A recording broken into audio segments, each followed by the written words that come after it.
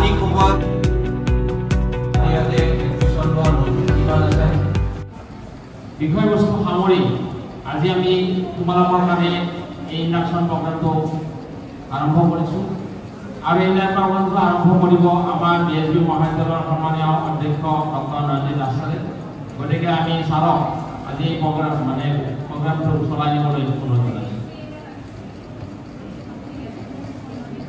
সম্মানীয় উপাধ্যক্ষা মহোদয়া, আমাৰ IQSৰ সমন্বয়ক ডক্টৰ বিপুল তালুকদাৰ,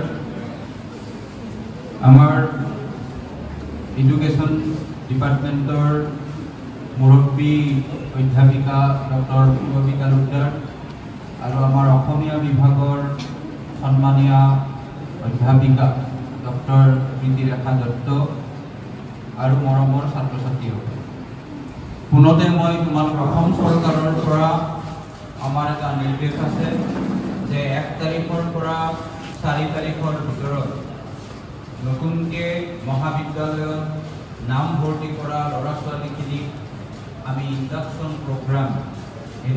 প্ৰগ্ৰাম মানে তোমালোকক আমি আমাৰ মহাবিদ্যালয়ত সেয়া কেনেকৈ সম্ভৱ হ'ব সেই বিষয়ে জনাবৰ কাৰণে এটা প্ৰচেষ্টা এই ইণ্ডাকশ্যন প্ৰগ্ৰামৰ জৰিয়তে কৰাৰ ব্যৱস্থা কৰা হৈছে। আন কলেজবিলাকত আন মহাবিদ্যালয়বিলাকত আমি দেখিছোঁ প্ৰথম দিনাৰ পৰাই ছাত্ৰ ছাত্ৰীসকলে নিৰ্দিষ্ট এনেকৈ যদি ক্লাছত উপস্থিতিৰ সংখ্যা কম হয় এইখন মহাবিদ্যালয় হয় শ্ৰেণীকোঠাত উপস্থিতি বিএইচবি মহাবিদ্যালয় আমাৰ পুৰণাখিনিয়ে নকবা নতুনখিনি কৈছোঁ। বিএইচবিৰ ফুল ফৰ্ম কি? ভবানীপুৰ হস্তিনাপুৰ বিজলী কলেজ। আমাৰ মহাবিদ্যালয়খন স্থাপনা কেতিয়া হৈছিল? কেতিয়া স্থাপনা হৈছিল?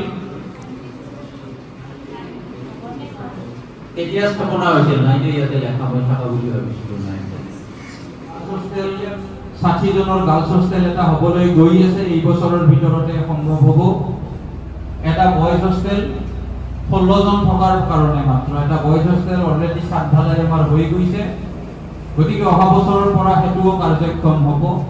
বাহিৰৰ কোনোবাই তোমালোকৰ ইয়াত থকা যদি অসুবিধা হয় সেই ব্যৱস্থা আমি ইয়াতে কৰি দিয়াৰ থকাৰ ব্যৱস্থা আমি লাহে ধীৰে তোমালোকক কৰি দিব পাৰিম। জানা অসমৰ প্ৰত্যেকখন কলেজত নাক নামৰ এটা অনুষ্ঠানে ভিজিট কৰেনে? National assessment and accreditation council 5 বছৰৰ মূৰে মূৰে তেওঁলোকে প্ৰত্যেকখন কলেজ ভিজিট কৰে। আমাৰ ওচৰে পাজৰে বহু ডাঙৰ ডাঙৰ কলেজ আছে, 3 তালা 4 তালা থকা বিল্ডিঙৰ কলেজ আছে, বহু ডাঙৰ ডাঙৰ কলেজ আছে।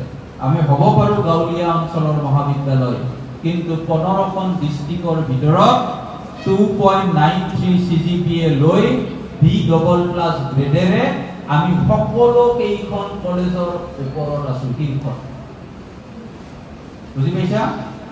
আমাৰ গ্ৰেডিং আৰু BH কলেজৰ গ্ৰেডিং একে। তাত বাহিৰে বৰনগৰ কলেজ হওক, ভবানীপুৰ কলেজ, আমাৰ বৰপেটাটো ভিজিট কৰিলে তাতে পাই যাবা bhbcollege.ac.in, তাতে মহাবিদ্যালয়ৰ বিষয়ে সবেই পাবা।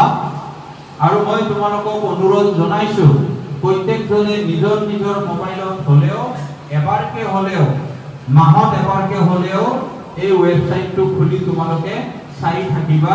নতুন নতুন ইনফৰমেশ্যন যদি কিবা থাকে তাতে তোমালোকে পাই যাবা।